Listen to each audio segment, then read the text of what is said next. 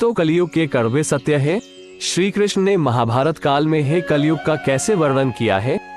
ये जानना चाहते हो तो इस वीडियो को पूरा अंत तक जरूर देखें, क्योंकि आज के इस वीडियो में हम आपको कलयुग के बारे में संपूर्ण जानकारी देने वाले हैं।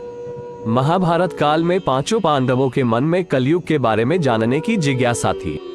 उन्होंने श्री कृष्ण से एक बार पूछा कि कलयुग में मनुष्य कैसा होगा, लोगों के विचार कैसे होंगे और मोक्ष प्राप्ति कैसे होगी। ये प्रश्न सुनकर श्री कृष्ण ने पांचों पांडवों को वन में जाने को कहा। साथ ही ये भी कहा कि तुम जो कुछ भी वहां देखो उसे मेरे पास आकर विस्तार से बताना। श्री कृष्ण का आदेश पाकर पांचों भाई वन में गए और कुछ समय बाद वापस आए। फिर एक एक कर पांचों भाइयों ने वन में जो देखा था वो भगवान कृष्ण को बताया।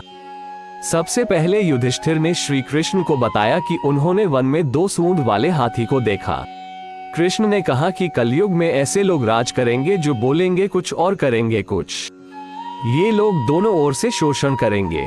उसके बाद भीम ने बताया कि उसने वन में देखा कि एक गाय अपने बच्चे को इतना चाट रही थी कि उस बच्चे का खून निकलने लगा। श्री कृष्ण ने इसका अर्थ बताया। श्री कृष्ण ने बताया कि कलयुग का मनुष्य अपने बच्चों से इतना आसक्त होगा कि ऐसी ममता के कारण बच्चों का विकास ही रुक जाएगा। यदि किसी का पुत्र साधु बना तो सब उसके दर्शन करेंगे, परंतु यदि स्वयं का पुत्र साधु बना तो माता पिता दुखी हो जाएंगे, रोएंगे कि मेरा पुत्र किस राह पर जा रहा है। कलयुग में लोग बच्चों की मोहमाया और परिवार में ही बांध कर रखेंगे। इस तरह उसका जीवन वही नष्ट हो जाएगा। फिर कृष्ण ने कहा कि तुम्हारे पुत्र तुम्हारे नहीं बल्कि तुम्हारी पत्नियों की अमानत है, और पुत्रियां तुम्हारी अमानत है।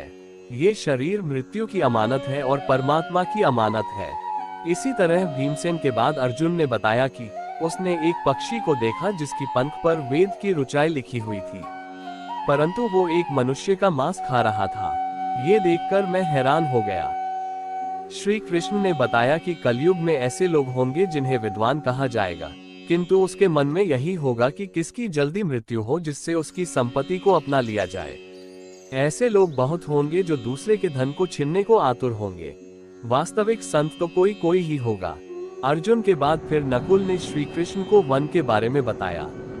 नकुल ने कहा कि मैंने देखा कि एक भारी चट्टान पर्वत से गिरी और बड़े से बड़े वृक्ष भी उसे नहीं रोक पाए, परंतु एक छोटे से पौधे से टकराकर वो चट्टान वहीं रुक गई। इसका अर्थ बताते हुए श्री कृष्ण ने कहा कि कलयुग में मनुष्य की बुद्धि क्षीण होगी, उसका जीवन पतन होगा और इस पतन को धन या सत्ता के वृक्ष रोकने में सक्षम नहीं होंगे, किंतु हरिनाम रूपी एक छोटे से पौधे से मनुष्य का जीवन पतित होने से रुक जाएगा। हरि कीर्तन से मनुष्य की बुद्धि प्रबल होगी। अपने चारों भाइयों की तरह सहदेव ने भी भगवान कृष्ण से वन की बात बताई। सहदेव ने बताया कि उसने वन में अनेकों कुएं देखे, जिनमें से केवल बीच का कुआं खाली था जो कि सबसे गहरा था।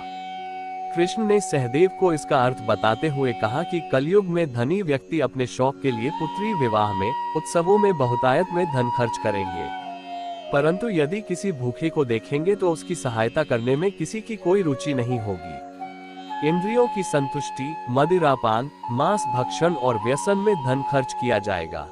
जो लोग ऐसी आदतों से दूर होंगे उन पर कलयुग का नहीं बल्कि परमात्मा का प्रभाव होगा। दोस्तों, ये है कलयुग के 5 कड़वे सत्य।